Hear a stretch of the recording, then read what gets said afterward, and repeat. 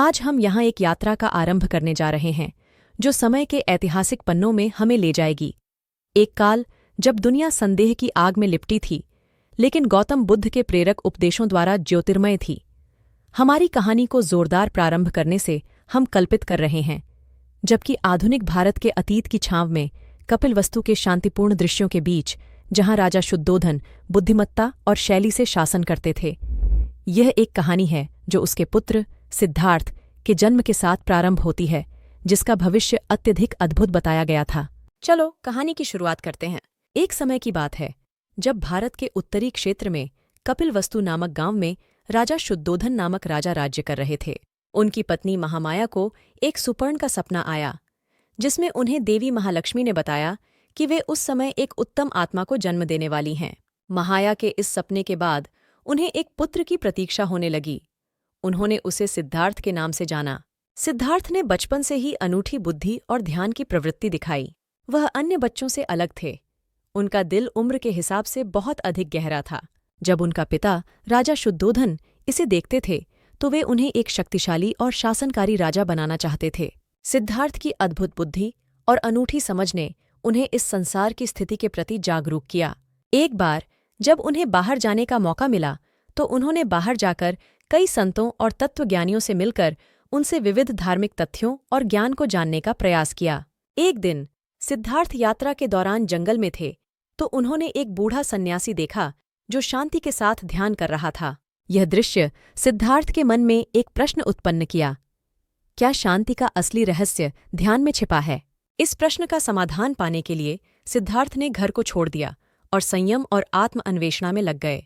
वे ध्यान और समय के साथ विशेष ध्यान के माध्यम से आत्मा के विभिन्न पहलुओं को जानने और समझने का प्रयास करने लगे। ध्यान के द्वारा सिद्धार्थ ने अंततः अपने जीवन का उद्देश्य प्राप्त किया और उन्हें समझ आया कि असली शांति और आनंद अंतरंग ध्यान में ही छिपा है। उन्होंने दरिद्र और जरूरतमंद लोगों की सेवा करना शुरू किया और उनके संघर्षों में उन्हें मार्गदर्शन किया। वह उनकी समस्याओं को समझने और उन्हें समाधान करने के लिए निरंतर ध्यान और सेवा में लगे रहे। ध्यान के माध्यम से वह आत्म अन्वेषणा और सेवा में लगे रहे, जो उन्हें संपूर्ण ज्ञान और सत्य की अनुभूति कराई।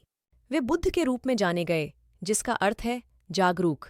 बुद्ध ने अपने उपदेशों के माध्यम से लोगों को आत्मज्ञान, समझ और शांति का मार्ग दिखाया। उनकी शिक्षाओं ने लोगों को आत्मिक और मानसिक संदेहों से मुक्ति प्राप्त करने में मदद की।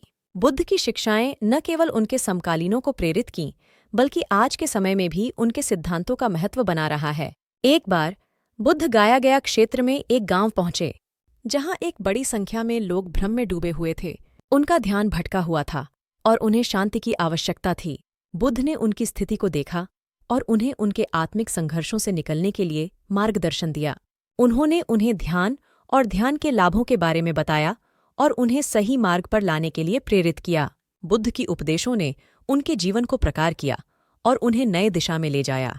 धीरे धीरे गांव के लोगों ने उनके उपदेशों को स्वीकार किया और ध्यान का अभ्यास किया। बुद्ध ने उनको ध्यान में लगाने के लिए अलग अलग तकनीकों की शिक्षा दी। वे उनके ध्यान को गहराई से समझने और समाधान करने में मदद की। बुद्ध के उपदेशों का प्रभाव जल्द ही गांव के सभी लोगों को महसूस होने लगा। ध्यान के माध्यम से वे अपने मन को शांत करने के साथ साथ आत्मा की प्राप्ति में भी सफल हो गए। गांव के लोग बुद्ध के संदेशों को अपनाकर अपने जीवन में सकारात्मक परिवर्तन लाने लगे। ध्यान के माध्यम से वे अपने जीवन में संतुलन और सुख को प्राप्त करने में सक्षम हो गए। धीरे धीरे बुद्ध के उपदेशों का प्रभाव गांव के बाहर भी फैलने लगा। लोगों ने उनके उपदेशों को अपनाया और अपने जीवन में सुख और शांति का अनुभव किया। इस प्रकार बुद्ध के उपदेशों ने लोगों को संपूर्ण विश्व में आत्मिक और मानसिक विकास के लिए प्रेरित किया। उन्होंने लोगों को ध्यान, समझ और सेवा के माध्यम से आत्मज्ञान का मार्ग दिखाया और उन्हें सच्चे आनंद और शांति का अनुभव कराया। बुद्ध की प्रेरणादायक कहानी हमें यह शिक्षा देती है कि आत्मज्ञान, समझ और सेवा के माध्यम से हम अपने जीवन को समृद्ध, संतुलित और खुशहाल बना सकते हैं। बुद्ध की शिक्षाएं हमें यह याद दिलाती हैं कि सच्चे आनंद और शांति का मार्ग ध्यान, समझ और सेवा में ही मिलता है।